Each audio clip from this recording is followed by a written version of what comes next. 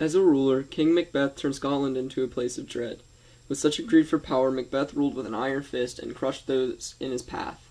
Macbeth was a very courageous soldier, but his time as king was plagued with a gross amount of overconfidence. After his suspected murder of King Duncan, Macbeth's ambition only grew stronger and would ultimately lead to his demise. In our special edition broadcast, FCS News will cover in depth the rise and fall of Macbeth. Where did it all start for Macbeth? It is understood that Macbeth began his rise to power after fighting very bravely against Norwegian forces who threatened King Duncan's power. During a walk with fellow nobleman Banquo, Macbeth was confronted by three witches who assured Macbeth that he would rise to power. The witches claimed Macbeth would become the new Thane of Cawdor and also king. However, Banquo received a prophecy that told him his heirs would be kings.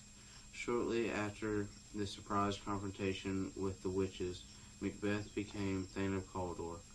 Macbeth seemed interested at the thought of being king, but there was one thing standing in his way: Duncan. Macbeth was determined to do whatever he could to become king. He and Lady Macbeth quickly came up with the plan to kill Duncan so Macbeth would be king. It started with a visit from Duncan to Macbeth's castle in Inverness. The plan was that Macbeth would kill Duncan with the daggers of the guards and put the blame on them. Once it came time to go through with the murder, Macbeth refused to do it. Lady Macbeth then tried multiple times to get him to do it, and he would eventually go through with the plan. However, he could not place the daggers with the guards, and Lady Macbeth was forced to do it. Macbeth was now filled with guilt, even though he was determined to become king beforehand. After Macbeth was crowned King of Scotland, he still did not feel totally comfortable sitting on the throne. He was still worried that the three witches' prophecy would come true. The prophecy said that Banquo's heirs will become kings, so Macbeth sent out three murderers to attempt to kill Banquo and his son Flance. Macbeth motivated the murderers by telling them that Banquo oppressed their families. The murderers waited until nighttime when Banquo and Flance were on their horses at the park when they attempted to kill Banquo and Flance. Banquo was killed, however, Flance still got away. This would not be the last time that Macbeth would be dealing with Banquo. Banquo's ghost would come back and haunt Macbeth. The ghost of Banquo went to Macbeth's castle and sat in his chair, causing Macbeth to panic and shout at the ghost. These actions showed that Macbeth clearly felt guilty about his cruel actions. After a conversation with Lady Macbeth following Banquo's murder, Macbeth now realizes that he is in so deep that he is going to do whatever he can to protect himself. Determined to learn more about what his future holds and confronts the three witches. He is met with the three apparitions, each one telling him a different situation about the time as king. An armed head tells him to beware of war and to also beware of Macduff, who has turned against him. And next, Bloody Child assures Macbeth that no man born from a woman will harm him. The final apparition tells Macbeth that he will only lose the coming battle if the Birnam Woods moves to Dunsinane Hill. This leaves Macbeth with a false sense of security, as it looks like no one will stop him. However, the cauldron sinks in and 8 kings appear with Banquo in the final seat. This leaves Macbeth confused, angry, and the witches disappear. Macbeth is left with a large amount of confidence, as the apparitions made him feel like he couldn't be stopped.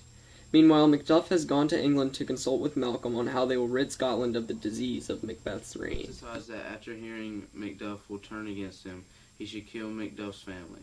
He sends murderers to Macduff's castle to kill his wife and son. Meanwhile, at Macduff's palace, Lady Macduff is upset that her husband has fled the country and left them behind. A warning is sent to them by a messenger who tells them that danger is upon them and they must flee. Shortly after, the murderers kill Macduff's son and wife. This reveals a new side to Macbeth, as he has only killed people who directly threatened him before this. The news of his family's death soon reached Macduff through Ross. Macduff is completely blindsided and sent to a sense of despair and grief.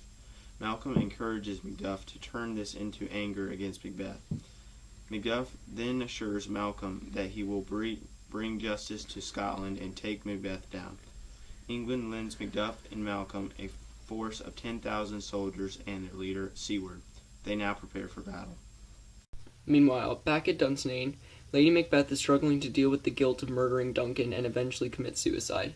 Macbeth is shattered by this, but he knows that he must gear up and not grieve, as he is about to go into battle with Malcolm and Macduff's forces. The battle was tipped to begin. Macbeth had fortified himself in his castle while the forces of Macduff and Malcolm remain in Burnham Woods. Macbeth is determined that he will not be taken down, as the apparitions assured him of this. Malcolm commands the forces to use the trees of Burnham Woods to camouflage them.